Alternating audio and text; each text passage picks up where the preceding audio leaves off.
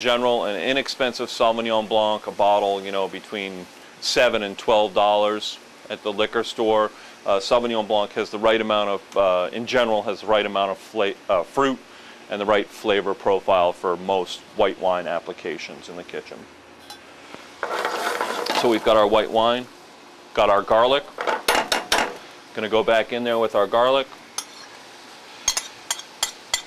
Back in there with our shrimp. Try and get, you know, that juice right there. Flavor. All that yummy. I'll even take just a splash of white wine. Try and get all that shrimp juice. And then finally what we're going to do is we're going to finish this sauce with butter.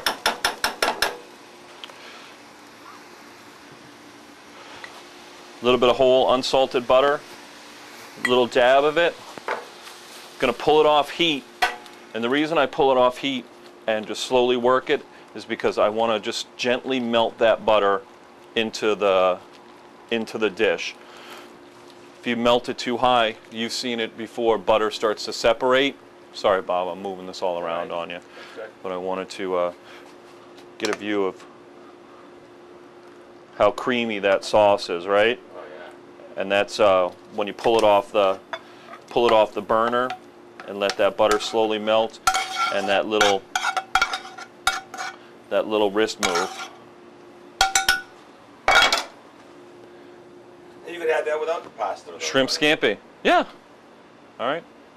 Delicious. Great. One more to do. All right, great. Last one, chicken piccata. We've done two quick, simple things so far. We're going to do a third one right here. Very simple. Thinly pounded boneless breast of chicken. Not necessarily pounding it to break up the tendons, break it up. Just trying to get it at uniform thickness so that it cooks all about the same time. Before we squeeze a lemon, put it on the table, give it a good mashing. Really get the juices loosen up. Can you see how soft that got? Wow. Yeah, because you break up all the fibers and you'll really release all the juices. So all we're going to do is slide it there. And then if you ever have a problem breading, I know not so much in this case, but when you're doing flour, egg, breadcrumbs, you probably end up with fingers, yeah, glue all over your fingers. A couple different things that can help. Latex gloves, you can buy them at the supermarket, the Home Depot. It's great to have them in the kitchen. Keeps things neat and easy, especially when you're working with chicken and or breading like that. Fork works very well. That's what I'm going to use in this case. And then you can just use the fork to dip and transfer.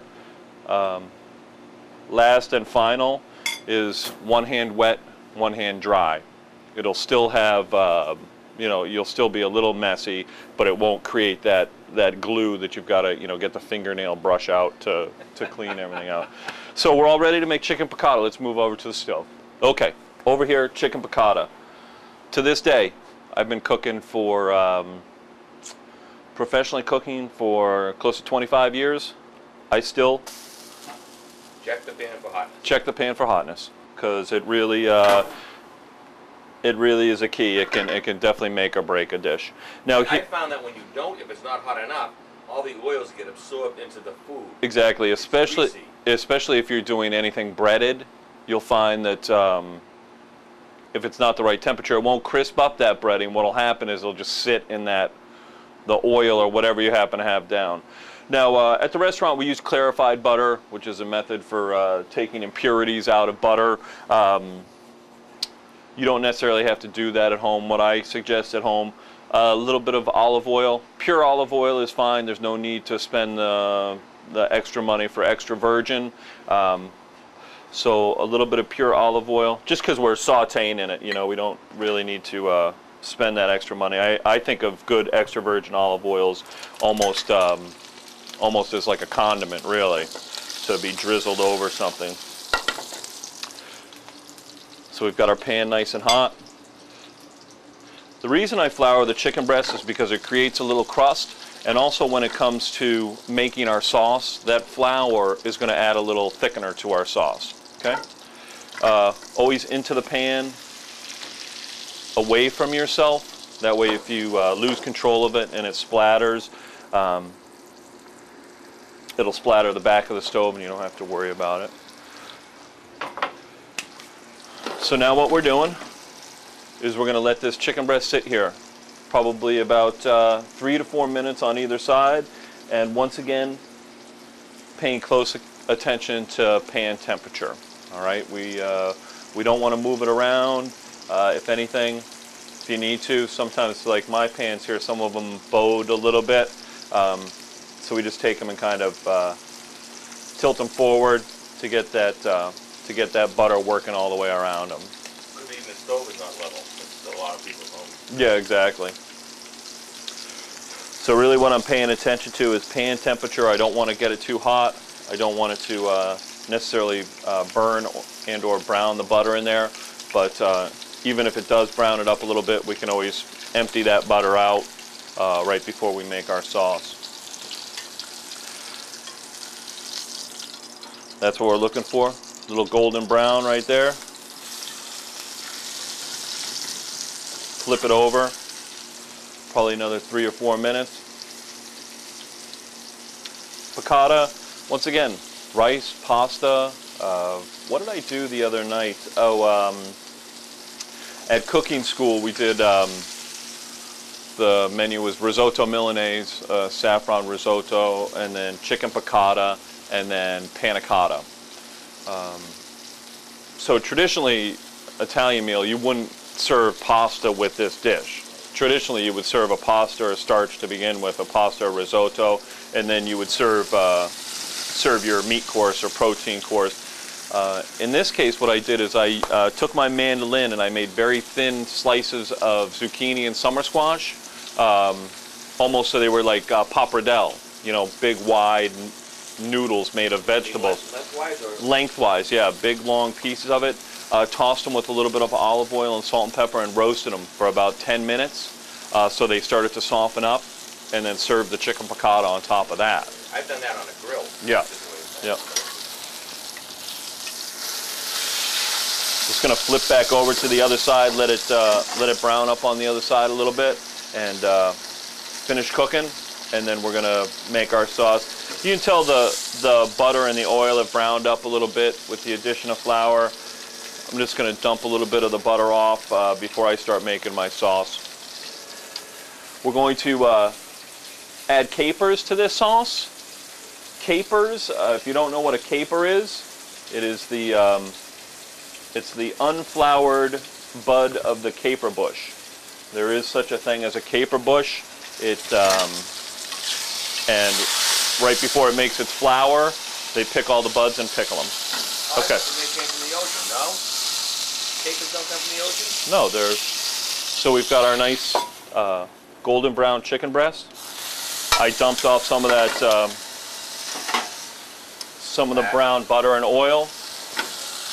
We're going to add white wine. Once again, we're going to take it away. If you are serving a particular white wine with this dish or with the scampi, try and use a little bit of the same wine. You know, if you've got enough to spare. Just adds a little continuity. Oh wow, look how easy that comes out. Squeeze a fresh lemon. And also, while I'm making the sauce, I'll take that lemon and dump it right in there. You know, we'll get flavor from everything, really. We're going to let this reduce down. Sometimes people like a little more sauce. And I don't necessarily like to add extra white wine to create more sauce. What I like to do is you can add some stock. You can add a little vegetable stock or chicken stock, and then we'll thicken it the same way. Just a tiny pinch of salt and pepper. The lemon's got plenty of flavor. Capers, you can attest to capers, Bob. They've got plenty of salt and flavor, so there's really no need for too much salt. I usually rinse my capers. Most of the recipes. Yeah, I take them out of the brine. I don't necessarily rinse them because I think that a little bit of that brine adds a lot of flavor to it. So once again, we're just making a little reduction sauce. We're just going to let this white wine and the lemon juice reduce a little bit. And then we're going to make the same type of sauce as we did with the scampi. We're going to add a little bit of whole butter to it. and just slowly swirl it and let it thicken up in the pan. People say, you say, how do I get better? How do I get better? And I think you've learned over the years we've been working together, practice is the key. It's really making a dish over and over and over again, and you know what it looks like, what it smells like, just when to add butter to it.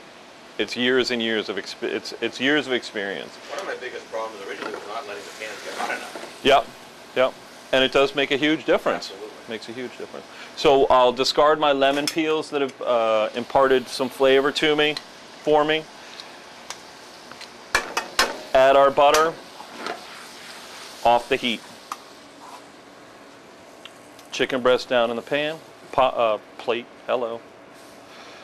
Now sometimes if the butter doesn't completely melt, we can just go back to the stove for a minute. Just give it a little bit of heat. I'll come right back. Just reaching over for a moment, be right back. You can even use a spoon to move it instead of actually moving the pan. There we are. Get our capers all over that baby. You don't serve this in the restaurant, do you? Or do you? No, we don't. Something similar. We serve a chicken schnitzel, which is a Right. breaded lemon caper butter, basically the same thing. We serve braised cabbage with it. Boom. There you go, little garnish. Chicken piccata. So I'm Scott Richardson, Guerrilla Gourmet. I know it's not the normal format you're used to. I hope you like it.